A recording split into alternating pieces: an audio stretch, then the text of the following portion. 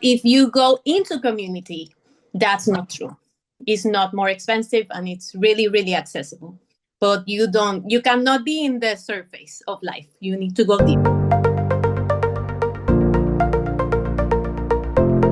I think it's very important when we say that it's more expensive and not accessible to think about like different layers on how economy works. And I really think with ecosystems collapsing, the answers for feeding people come into community levels. So when we say organic is more expensive, uh, I don't know if you know, but Puerto Rico is a colony of the US. So most of the data that I have is from the US. So actually, on retail, as soon as January 2025, US Department of Agriculture said that organic is 52% more expensive than conventional food. But then when we start thinking about it, at least for me, 20 years ago, I was inspired of becoming a farmer because I wanted clean food for myself and my family. And yes, it was expensive and it was not accessible, but it came with a lack of knowledge from myself of acknowledging and also getting to know what grows local in my zone. So I started going to rural markets and found that there were so many crops that they were just forgotten. And so I began in a process of knowing how to work with them, knowing how to process them, and learning more about that. So that way, it kind of like went the opposite. So it was not expensive. Actually, it was the opposite. But if we stay in a globalized diet, where we want to eat the same things out of season, then yes, it's going to be more expensive and also more difficult for the environment and for the market to sustain it. Here in Puerto Rico, like the season to grow rich vegetables is very short. So right now you can get like all these type of vegetables that we were uh, taught that were really good for us, and which they are, like broccoli, carrots, all these leaves, like delicate leaves. But it's not sustainable to get it the rest of the year, and that's something that it's makes it more expensive and not accessible. Also, I would like to point the the fact that at least in the U.S. 97% of all the farms are family owned. Obviously, this is not thinking on amount of land. Like if we think of amount of land, just 3% have all the land. But when we see so many people uh, producing food in small scales to feed their families and to feed their communities, then that's the base of society that needs to be strengthened. And that's the base of society that keeps things going. It's not the big companies. I mean, the big companies, you see them in the supermarkets. So people that live in the city, they have to rely on that. But it's very interesting how the paradigm has been changing through time, where now you see urban markets, you see urban farming everywhere, and more community getting together for around food, which is a basic necessity.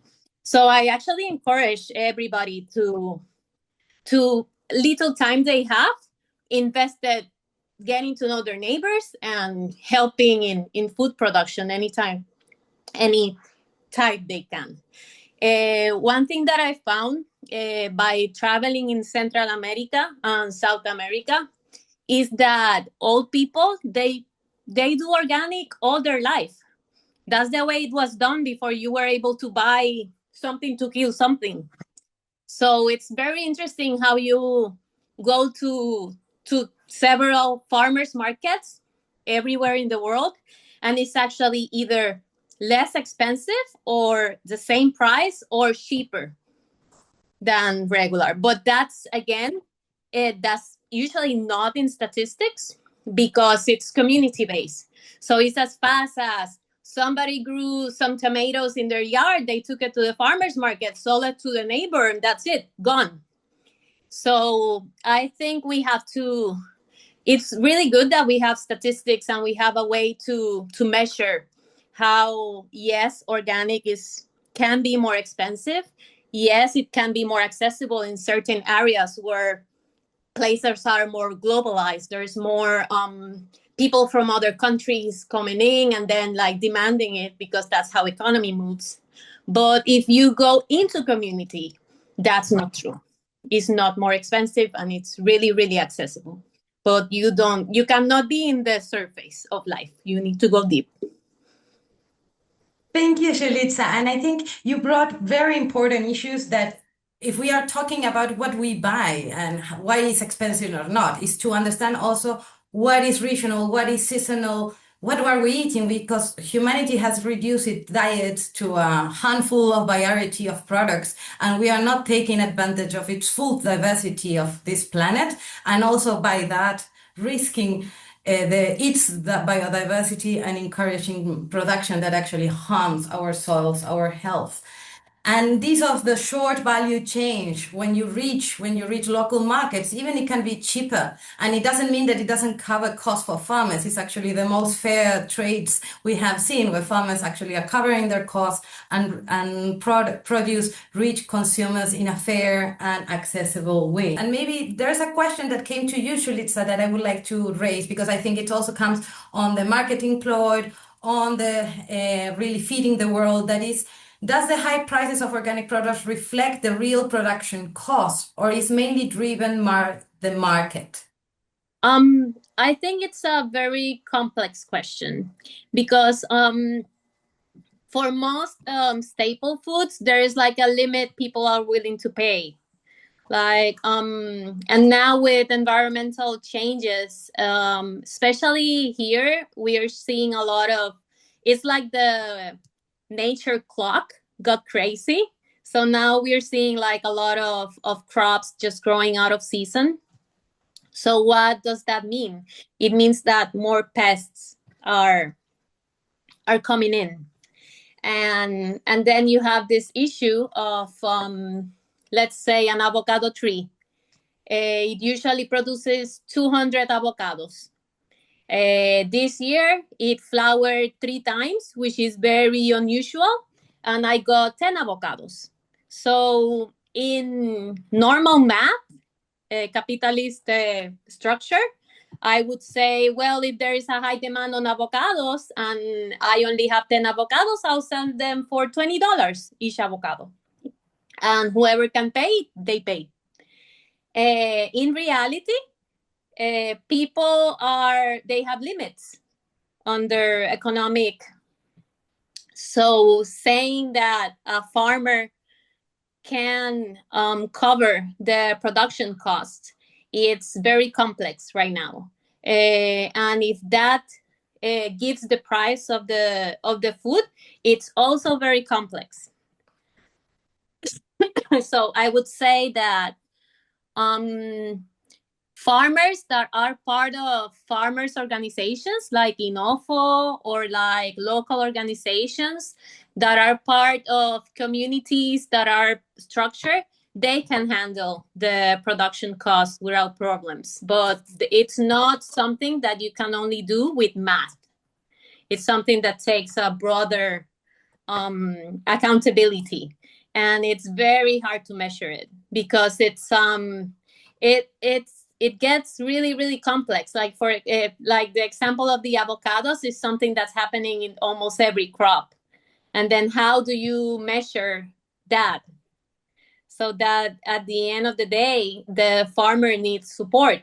And if the governments are not ready to support organic and sustainable farming, then it gets more difficult because a lot of farmers are just going to say, okay, I'm done. I'll go and, I don't know, sell cell phone covers at any market and just leave the farm.